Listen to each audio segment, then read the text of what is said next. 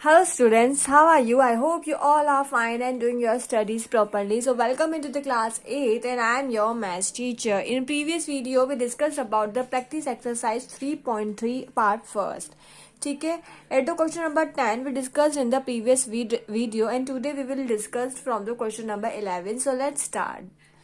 The question number 11 is find the angle C in figure if AB is parallel to the DC. ठीक है, आपको angle C find करना है इस वाले फिगर में जिसमें आपको पता है ए बी और डी सी पैरेलल है। तो आप इस फिगर को देख के पता लगा सकते हैं कि एक ट्रेपेजियम है। कौन सा क्वाड्रिलेटरल है? ट्रेपेजियम, जिसमें एंगल बी आपका 120 डिग्री दिया हुआ है। ठीक है, अब इस क्वेश्चन को हम कैसे सॉल्व करेंगे वो देखते हैं। आपको दिया हुआ है इसमें कि ए बी पैरेलल है डीसी के। आपको पता है कि ट्रेपेजियम में ये वाले एंगल्स जो होते हैं वो उनका सम 180 डिग्री के इक्वल होता है, जो इस वाली लाइन पर होते हैं। ठीक है, तो एंगल बी और plus angle C equal to 180 degree होता है। एंगल बी 120 डिग्री दिया है, एंगल सी फाइंड करना है, तो 180 माइनस 20 यानी कि 60 डिग्री आपके इस क्वेश्चन का आंसर आ जाएगा। वैसे ही आपका क्वेश्चन नंबर 12 है, इसमें आपको एंगल पी और एंगल एस फाइंड करने हैं और एस पी आपके पैरेलल है और आर क्यू के, एस पी आपके आर क्यू के पैरेलल है। ठीक है, तो ये भी आपका ट्रेपेजियम वाला फिगर है। ठीक है, और आपको क्यू 130 डिग्री दिया है और आर आपको 90 डिग्री दिया है। मैं आपको पहले ही बता चुकी हूँ, इसका मतलब होता है 90 डिग्री। ठीक है, तो इस वाले में जो इस वाली लाइन वाले जो एंगल होते हैं उनका एड्स या उनका जो सम होता है 180 के इक्वल होता है। तो एंगल पी और एंगल क्यू किसके इक्वल होगा? 180 के। Angle P plus angle Q 180 degree के इक्वल होगा, तो angle P equal to 180 minus angle Q, तो angle P equal to 180 minus 30 degree और angle P equal to 50 degree. ये इधर आ गया। वैसे एंगल आर और एंगल एस का सम भी 180 डिग्री के इक्वल होगा। एंगल आर इस साइन से पता लग रहा है कि 90 डिग्री है, यानी कि राइट एंगल है, और एंगल एस आपको फाइंड करना है। ठीक है, एंगल एस आपको निकालना है, यहाँ पर एंगल एस आएगा, तो angle S equal to 180 degree, तो angle S equal to 180 minus 90 यानी कि एंगल एस आपके 90 डिग्री आ जाएगा। तो ये दोनों क्वेश्चन ऐसे सॉल्व हो जाएंगे। तो यहीं पर हमारी प्रैक्टिस एक्सरसाइज 3.3 तो कंप्लीट हो गई। अब हम प्रैक्टिस एक्सरसाइज 3.4 स्टार्ट करते हैं। ठीक है, तो एक्सरसाइज जो हमारा चैप्टर नंबर 3.4 है, एक्सरसाइज 3.4, उसमें हम ट्रू और फॉल्स है। तो फर्स्ट वाला देखते हैं, ऑल रेक्टेंगल्स आर स्क्वायर्स। क्या सभी रेक्टेंगल स्क्वायर होते हैं? नहीं, ये तो बिल्कुल ही गलत है, तो इससे ये फॉल्स होगा। All rhombus are parallelogram. ठीक है, ऑल रोम्बसेस जो होते हैं वो पैरेलोग्राम होते हैं। तो आपको पता है कि पैरेलोग्राम में क्या होती है? अपोजिट साइड्स इक्वल होती हैं। वैसे ही रोम्बस में भी अपोजिट साइड्स इक्वल होती हैं। ठीक है, इसका मतलब जो रोम्बस होते हैं उनमें तो इक्वल होती ही हैं अपोजिट साइड्स। इसके अलावा रोम्बस में भी अपोजिट एंगल्स इक्वल होते हैं और पैरेलोग्राम में भी होते हैं, तो इसका मतलब ये ट्रू होगा। ठीक है, all squares are rhombus and also rectangles. ठीक है, जितने भी स्क्वायर होते हैं वो रोम्बस भी होते हैं और रेक्टेंगल भी होते हैं। कैसे? क्योंकि स्क्वायर क्या होता है, स्क्वायर में भी जो साइड्स होती हैं वो इक्वल होती हैं, इस वजह से सारे स्क्वायर्स रोम्बस और रेक्टेंगल दोनों होते हैं। ठीक है, ये ट्रू है। जबकि रेक्टेंगल स्क्वायर नहीं हो सकता। रेक्टेंगल स्क्वायर क्यों नहीं हो सकता?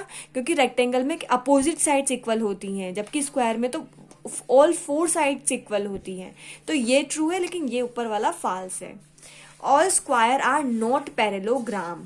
ठीक है, सभी स्क्वायर्स पैरेलोग्राम नहीं होते हैं, तो ये आपका फॉल्स होगा। ठीक है, ये आपका बिल्कुल फॉल्स होगा। ठीक है, ऑल काइट्स आर रोम्बस। सभी काइट्स रोम्बसेस होती हैं। नो, सारी काइट्स रोम्बस नहीं होती हैं, क्योंकि काइट्स में केवल 1 पेयर अपोजिट एंगल ही इक्वल होता है। ठीक है, तो ये फॉल्स है।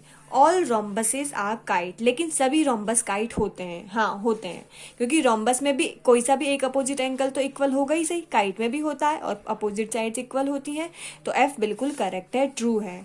All parallelograms are trapezium. सभी पैरेलोग्राम ट्रेपेजियम्स होते हैं। हाँ, ये सही है, क्योंकि पैरेलोग्राम में भी अपोजिट साइड्स इक्वल होती हैं और ट्रेपेजियम में भी 2 अपोजिट साइड्स इक्वल होती हैं, तो ये ट्रू है। All squares are trapezium. सभी स्क्वायर ट्रेपेजियम्स होते हैं। हाँ, ये बात सही है, क्योंकि स्क्वायर में भी अपोजिट एंगल्स इक्वल होते हैं, इसमें भी इक्वल होते हैं, तो ये भी ट्रू आपका हो जाएगा। ठीक है, आ गई बात समझ में। अब हमारा जो नेक्स्ट क्वेश्चन है वो है identify all the quadrilaterals that have 4 sides of equal length and 4 right angle. आपको बताना है कि आइडेंटिफाई करना है कि ऐसा कौन सा होता है जिसमें चारों साइड्स इक्वल होती हैं। कौन सा होता है? Obviously square. ठीक है, तो जिसमें चारों साइड्स इक्वल होती हैं वो कौन सी है? एक तो हमारे रोम्बस में भी चारों साइड्स इक्वल होती हैं और एक हमारे स्क्वायर में भी, तो ये उसका आंसर हो जाएगा। अब बी वाला 4 राइट एंगल, जिसमें 4 राइट एंगल्स प्रेजेंट हो, यानी जिसके चारों एंगल का कितने डिग्री के हो? 90 डिग्री के हो। तो स्क्वायर में भी मतलब हमारे चारों एंगल 90 डिग्री के होते हैं और रेक्टेंगल में भी। तो इसमें आएगा स्क्वायर और rectangle. Explain how a square is. ठीक है, आपको इस एक्सप्लेन करना है कि एक स्क्वायर कैसा होता है। तो बेटा इस वाले क्वेश्चन में आपको कुछ नहीं करना, ये आपको जो दे रखे हैं ना, आपको इसमें क्वाड्रिलेटरल की डेफिनेशन लिखनी है, इसमें पैरेललोग्राम की, इसमें रोम्बस की और रेक्टेंगल की। और ये डेफिनेशंस आपको पता है कहाँ दी हुई है? ये डेफिनेशंस मैंने आपको चैप्टर के स्टार्टिंग में ही पढ़ा दी थी। रोम्बस की डेफिनेशन आप यहाँ से लिख लेना, पूरा नहीं लिखना, ओनली डेफिनेशंस लिखनी है और उसका डायग्राम बनाना है। ठीक है, रेक्टेंगल की डेफिनेशन ये रही, तो जिसकी क्वाड्रिलेटरल की डेफिनेशन ये रही यहाँ पर, यहाँ नीचे की साइड। तो जिसकी डेफिनेशन आपको पूछी है उसको वैसे डेफिनेशन बनाकर उन सब का फिगर आपको ड्रॉ करना है इस वाले क्वेश्चन में। तो ये इजी सा क्वेश्चन है, आप सब कर लेंगे। इसमें सारे क्वेश्चन देखो थ्योरिकल है एक्सरसाइज 3.4 में हमारे। फिर हमारा है question number 4, name the quadrilateral whose diagonals. आपको ऐसे क्वाड्रिलेटरल के नाम बताने हैं whose diagonals bisect each other, जहां पर जिनके डायगोनल्स एक दूसरे को बाइसेक्ट करते हों। तो आप इन सब की प्रॉपर्टीज पढ़ो तो आपको पता चलेगा कि पैरेललोग्राम में, रोम्बस में, स्क्वायर में और रेक्टेंगल में जो होते हैं डायगोनल्स एक दूसरे को बाइसेक्ट करते हैं। ठीक है ना। फिर are perpendicular bisect of each other, जहां पर बाइसेक्ट जो होते हैं ना, perpendicular bisectors of each other, एक दूसरे के परपेंडिकुलर होते हैं। तो वो कौन कौन से होते हैं? तो प्रॉपर्टीज में दे भी रखा है कि जो हमारे रोम्बस और हमारा जो स्क्वायर होता है वहां पर जो ये डायगोनल्स होते हैं वो एक दूसरे को परपेंडिकुलर यानी कि 90 डिग्री पर बाइसेक्ट करते हैं। आर इक्वल, वो कौन से क्वाड्रिलेटरल हैं जिनमें डायगोनल्स जो होते हैं इक्वल होते हैं?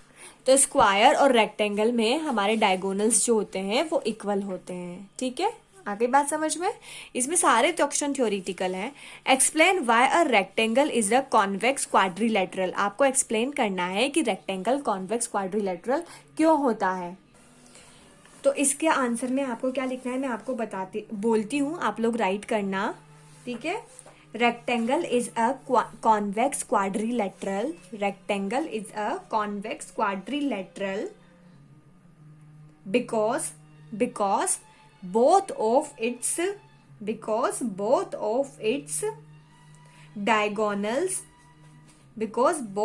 its diagonals lie inside the rectangle. तो रेक्टेंगल को कॉन्वेक्स क्वाड्रिलेटरल इसलिए बोलते हैं क्योंकि इसके दोनों डायगोनल्स जो होते हैं वो कहाँ पर लाई करते हैं? रेक्टेंगल के अंदर की साइड लाई करते हैं। ठीक है, इस वजह से इसे कॉन्वेक्स क्वाड्रिलेटरल बोलते हैं। नेक्स्ट क्वेश्चन है, ABC is a right angled triangle. ठीक है, एबीसी जो है हमारा ABC, ये जो कैसा ट्रायंगल है? राइट एंगल मतलब इसमें ये वाला एंगल 90 डिग्री का है। राइट एंगल का मतलब 90 डिग्री होता है, बी वाला आपके 90 डिग्री का है। ठीक है, and O is the mid point of the side opposite to the right angle. और जो O जो है ना वो हमारा जो राइट एंगल है यानी कि जो 90 डिग्री वाला एंगल का है उसके जस्ट अपोजिट का मिड पॉइंट है। तो AB का B वाला जो हमारा है वो राइट एंगल है, इसका जस्ट अपोजिट पॉइंट O है। ठीक है, explain Y is equidistant from ABC। आपको एक्सप्लेन करना है कि ये जो O वाला पॉइंट है वो A, B और C से इक्विडिस्टेंट पर क्यों प्रेजेंट है, ये एक्सप्लेन करना है आपको। ऐसा इसलिए है क्योंकि ये जो हमारा दिया हुआ है हमको, ये वाला रेक्टेंगल है पैरेललोग्राम, इसमें हमारा जो AB है वो पैरेलल है या फिर आप इक्वल भी बोल सकते हैं किसके? BC के। इसके अलावा जो AD है वो हमारा इक्वल है किसके? AD इक्वल है हमारा BC के और ये DC के।